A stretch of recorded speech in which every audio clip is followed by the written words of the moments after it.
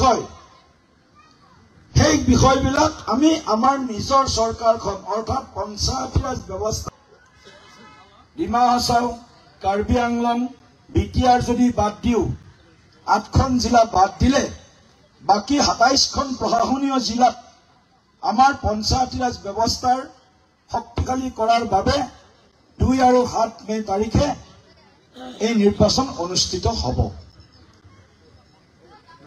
বহুত বেছি দীঘলীয়া বক্তব্য ৰখাৰ মই প্ৰয়োজন অনুভৱ কৰা নাই, কাৰণ কিয় যোৰহাটবাসী ৰাইজ তিয়কবাসী ৰাইজ ৰাজনৈতিকভাৱে সজাগ, ৰাজনৈতিকভাৱে সচেতন, শৈক্ষিকভাৱে সজাগ সচেতন, সামাজিকভাৱে শৈক্ষিক সচেতন।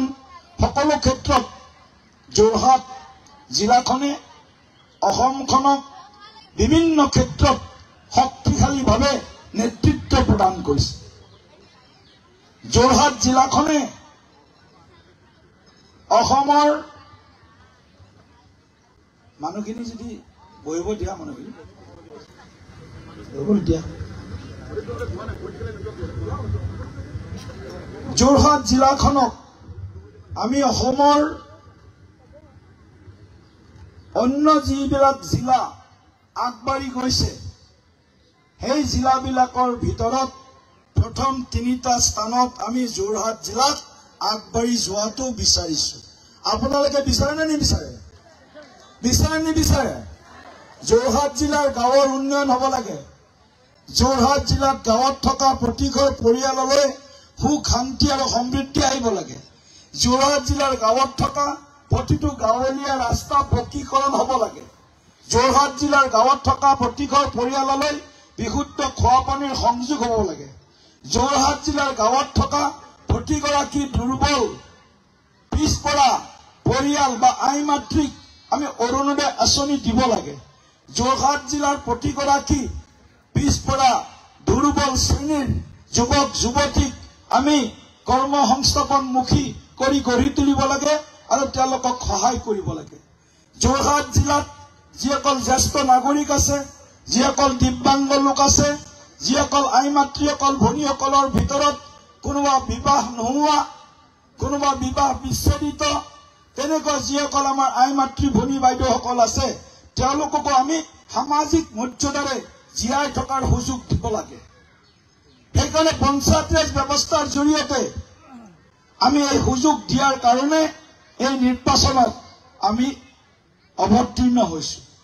কেৱল মাত্ৰ কেইজনমান প্ৰতিনিধি নিৰ্বাচন কৰি পঞ্চায়তী ৰাজ ব্যৱস্থাটো আমাৰ দখললৈ অনাৰ চিন্তাৰে নহয়। পঞ্চায়তী ৰাজ ব্যৱস্থাটোৰ যি মূল লক্ষ্য, সেই মূল লক্ষ্যটোক যাতে আমি 100% সেই লক্ষ্যত উপনীত হ'ব পাৰো, তাৰ বাবেহে আমি এই পঞ্চায়তত নিৰ্বাচনত আমি অৱতীৰ্ণ হৈছো। প্ৰধানমন্ত্ৰী শ্ৰদ্ধেয় নৰেন্দ্ৰ মোদী ডাঙৰীয়াই ভাৰতবৰ্ষৰ প্ৰতিগৰাকী গাঁৱত থকা লোকক প্ৰায় 6.5 লাখখন গাঁও আছে ভাৰতবৰ্ষত। 6.5 লাখখন গাঁও কাশ্মীৰৰ পৰা কন্যাকুমাৰী, গুজৰাটৰ পৰা অৰুণাচল প্ৰদেশলৈকে। এই 6.5 লাখখন গাঁৱৰ মানুহ যদি আগবাঢ়ি নাযায়, তেওঁলোকৰ সমস্যাৰ যদি সমাধান নহয়, ভাৰতবৰ্ষৰ প্ৰকৃত উন্নয়ন সম্ভৱ নহয়। সেইকাৰণে নৰেন্দ্ৰ মোদী ডাঙৰীয়াই এই পঞ্চায়তী ৰাজ ব্যৱস্থাটোক আৰু অধিক কাৰ্যক্ষম কৰি গঢ়ি তোলাৰ বাবে বিভিন্ন ধৰণে কেন্দ্ৰ চৰকাৰৰ জৰিয়তে, ৰাজ্য চৰকাৰৰ জৰিয়তে, পঞ্চায়তৰ জৰিয়তে বিভিন্ন আঁচনি ৰাইজৰ বাবে আজি কেৱল হাতত লোৱাই নহয়, তাক কাৰ্যকৰী কৰি ৰাখিছে। আপোনালোকে জানি আনন্দ পাব বা জানেও বহুতে যে প্ৰথমবাৰ অটল বিহাৰী বাজপেয়ী ডাঙৰীয়া, আমাৰ সকলোৰে প্ৰিয় নেতা ভাৰত ৰত্ন বাজপেয়ী ডাঙৰীয়াৰ মূৰলৈ এটা চিন্তা আহিছিল। তেওঁ এটা চিন্তা কৰিছিল যে গাঁৱত থকা লোকক যদি আমি যোগাযোগ ব্যৱস্থাটো ঠিক কৰি নিদিওঁ, গাঁৱৰ কৃষকসকলক যদি আমি তেওঁলোকৰ উৎপাদিত সামগ্ৰীৰ বাবে এখন বজাৰৰ পৰিৱেশ নিদিওঁ, এখন ওচৰত বজাৰ এখন দিব নোৱাৰো, তেলে গাঁৱৰ কৃষকে উৎপাদন কৰা সামগ্ৰী তেওঁলোকে উচিত মূল্য নাপাব আৰু তেওঁলোকে ইয়াৰ দামো বেছি নাপাব।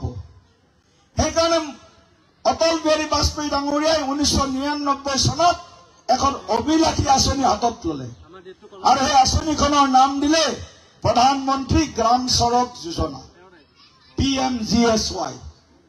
প্ৰধানমন্ত্ৰী গ্ৰাম সড়ক যোজনা 1999 চনত 60,000 কোটি টকাৰে আৰম্ভ কৰা হৈছে। 60,000 কোটি টকা। গতিকে এই আঁচনিখনৰ জৰিয়তে গ্ৰামাঞ্চলৰ ৰাইজক সুচল যাতায়াত ব্যৱস্থা, গ্ৰামাঞ্চলৰ কৃষক ৰাইজক তেওঁলোকে উৎপাদিত কৰা সামগ্ৰীৰ উচিত মূল্য আৰু যাতে ভাল দাম পাব পাৰে তাৰ কাৰণে গাঁৱৰ লগত চহৰৰ সংযোগ কৰাৰ বাবে এই ব্যৱস্থা, এই আঁচনি হাতত লৈছে। পৰৱৰ্তী সময়ত ভাৰতবৰ্ষৰ গাঁৱে গাঁৱে আজি আপোনালোকে যিবিলাক পেপাৰ্ছ ব্লকৰ ৰাস্তা দেখে, পকী ৰাস্তা দেখে, 99 চনৰ আগত গাঁৱৰ পকী ৰাস্তা এই 26,000 গাঁৱৰ হয়তো ক'ৰবাত 2,000-3,000 গাঁৱতহে দেখিবলৈ পোৱা গৈছে। আজি গাঁও অঞ্চলতে হওক, চাহ বাগিচা অঞ্চলতে হওক, সংখ্যা গুৰু, সংখ্যা লঘু সকলোতে আজি উন্নয়নে, গাঁৱৰ উন্নয়নে এক নতুন মাত্ৰা পাইছে। আমাৰ উন্নয়নৰ প্ৰতিচ্ছবিখন আমি চকুৰ সন্মুখত দেখিবলৈ পাইছো। গাঁৱত এখন LP স্কুল এটা কি অৱস্থাত আছিলে, গাঁৱৰ এটা অংগনবাদী কেন্দ্ৰ কি অৱস্থাত আছিলে, গাঁৱত যদি এখন কিবা কাৰণত সাব চেণ্টাৰ এটা আছিল, চিকিৎসা কেন্দ্ৰ আছিল, তাত ডক্টৰ নাছিল, ডক্টৰো নাথাকে আৰু নাৰ্ছো নাথাকে আৰু কেতিয়াবা ঔষধো নাথাকে। কেতিয়াবা হয়তো ডক্টৰ এজন সপ্তাহত গ'লে তেতিয়া নাৰ্ছ গৰাকী নাথাকে আৰু কেতিয়াবা নাৰ্ছ গৰাকীক পালে তাত ঔষধ নাথাকে। এনেধৰণৰ এটা পৰিস্থিতি, পৰিৱেশ আমি দেখি আহিছো। আমি সেই পৰিৱেশৰ, সেই পৰিস্থিতিৰ ইয়াত থকা প্ৰায়ভাগ মানুহ ভুক্তভোগী।